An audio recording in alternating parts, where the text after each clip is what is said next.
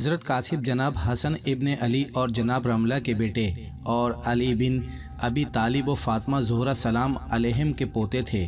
آپ امام حسن ابن علی کی شہادت سے 3 سال پہلے مدینہ میں پیدا ہوئے۔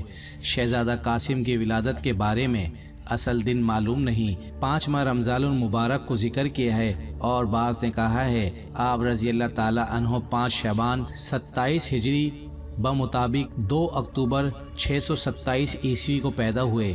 یہ قول ہند و پاک میں مشہور ہے، البتہ تاریخی اعتبار سے ثابت نہیں۔ آپ نے اپنی پھپھی حضرت زینب بنت علی سلام اللہ علیہ کے بیٹوں اون بن عبداللہ بن جعفر اور محمد بن عبداللہ بن جعفر سلام اللہ علیہ کی طرف جنگ کی تربیت اپنے چچا عباس بن علی رضی اللہ تعالی عنہ اور اپنے چچا زاد بھائی علی اکبر رضی اللہ تعالی عنہ سے لی ہے۔ جب امام حسین 680 ہجری میں مدینہ چھوڑنے کی تیاری کی تو جناب حضرت قاسم رضی اللہ تعالی عنہ کی ماں ام فروا سلام اللہ علیہ نے امام حسین علیہ السلام سے کہا کہ آپ مجھے اور قاسم کو اپنے ساتھ لے جائیں۔ ناظرین، جب جناب علی مرتضی شیر خدا رضی اللہ تعالی عنہ کے فرزندان جناب حضرت محمد بن علی، حضرت عثمان بن علی، حضرت عبداللہ بن علی اور حضرت جعفر بن علی رضی اللہ تعالی عنہم کے فرزند رسول جناب امام حسین علیہ السلام کے لیے اپنی جانوں کا نذرانہ پیش کیا تو اب ہاشمی خاندان کے ایک مہکتے ہوئے پھول حضرت قاسم رضی اللہ تعالی عنہ جو حضرت امام حسن رضی اللہ تعالی عنہ کے فرزند ہیں،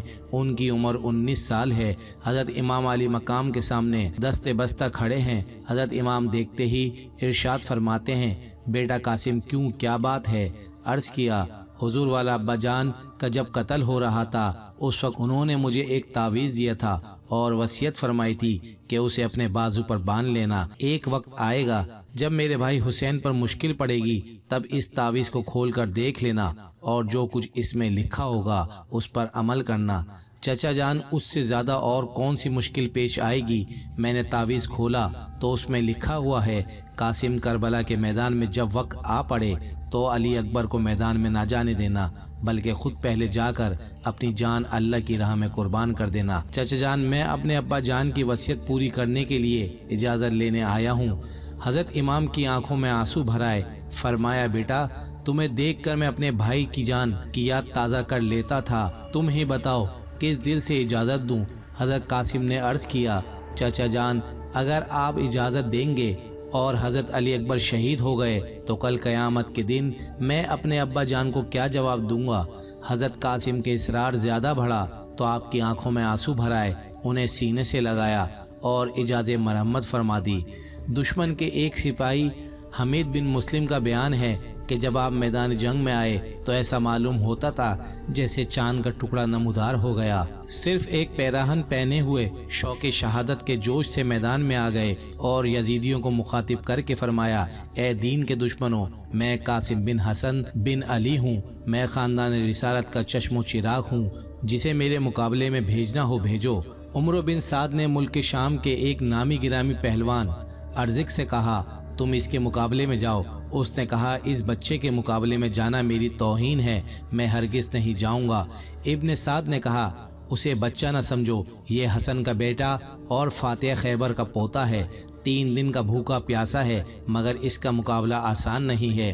ارزق نے کہا، کچھ بھی ہو میں نہیں جاؤں گا، البتہ اپنے 4 بیٹوں میں سے بڑے بیٹے کو بھیج دیتا ہوں، ابھی صرف 1 منٹ میں اس کا سر کاٹ کر لے آئے گا۔ ارزق کا بڑا بیٹا آپ کے مقابلے میں آیا، آپ نے اس کا مقابلہ کیا اور چند منٹوں میں اس کو تڑپا کر رکھ دیا اور اس کی تلوار اٹھا لی۔ ارزق کا دوسرا بیٹا اپنے بھائی کو خاک و خون میں تڑپتا دیکھ کر غصے بھرا ہوا اور ان کے سامنے آیا، آپ نے پہلی ہی وار میں اسے بھی جہنم رسید کر دیا۔ اب تیسرا بھائی انتہائی غیظ و غضب میں آیا اور گالیاں بکنے لگا۔ آپ نے فرمایا کہ ہم گالیوں کا جواب گالیوں سے نہیں دیتے، بلکہ یہ اہل بیت نبوت کی شان کے خلاف ہے، البتہ تجھے بھی تیرے بھائیوں کے پاس جہنم میں پہنچا دیتا ہوں۔ یہ کہہ کر اس پر ایسا حملہ کیا کہ اس کے 2 ٹکڑے ہو گئے۔ اس کے بعد ارزق کا چوتھا بیٹا سامنے آیا تو حضرت قاسم رضی اللہ تعالی عنہ نے اس کے کندھے پر ایسا وار کیا کہ وہ منہ کے بل زمین پر گر گیا، پھر دوسرا وار اس کے سر پر ایسا مارا کہ سر کے جسم سے جدا ہو گیا۔ جب جناب قاسم رضی اللہ تعالی عنہ نے ارزق کے چاروں بیٹوں کو جہنم رسید کر دیا تو ارزق کا سارا غرور خاک میں مل گیا۔ وہ غصے میں کانپنے لگا اور جن کے مقابلے میں آنا وہ اپنی توہین سمجھتا تھا اب انہی سے لڑنے پر مجبور ہو گیا۔ ہاتھی کی طرح اور شیر کی طرح دھاڑتا ہوا میدان میں آیا اور حضرت قاسم کو للکارا کہ لڑکے تیار ہو جاؤ، اب موت تمہارے سر پر آ گئی ہے۔ آپ نے فرمایا ارزق ہوش کی دوا کر، تو اوروں کے لیے طاقت کا پہاڑ ہوگا لیکن ہاشمی بہادروں کو تو نے نہیں دیکھا ہے۔ ہماری رگوں میں شیر خدا کا خون ہے، تو ہمارے سامنے کوئی حیثیت نہیں رکھتا۔ ارزق آگ بگولا ہو گیا اور حضرت قاسم پر نیزے سے وار کر دیا۔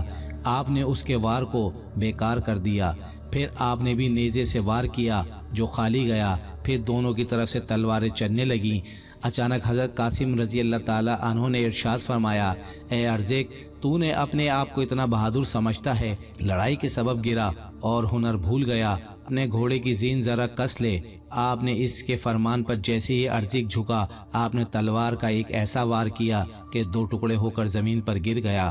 حضرت قاسم رضی اللہ تعالی عنہ خیمے کی طرف آ کر حضرت امام کی خدمت میں عرض کیا، اے چچا جان، پیاس چچا جان، اگر پانی کا ایک پیالہ مل جائے تو ابھی ان سب کو موت کے گھاٹ اتار دوں گا۔ حضرت امام علی مقام نے فرمایا، بیٹا تھوڑی دیر صبر کرو، ان قریب تم ساقی کوثر حضرت سرور کائنات حضرت محمد مصطفیٰ صلی اللہ علیہ وآلہ وسلم کے دست اقدس سے جام پی کر سیراب ہو جاؤ گے، اس کے بعد پھر کبھی تمہیں پیاس نہیں ستائے گی۔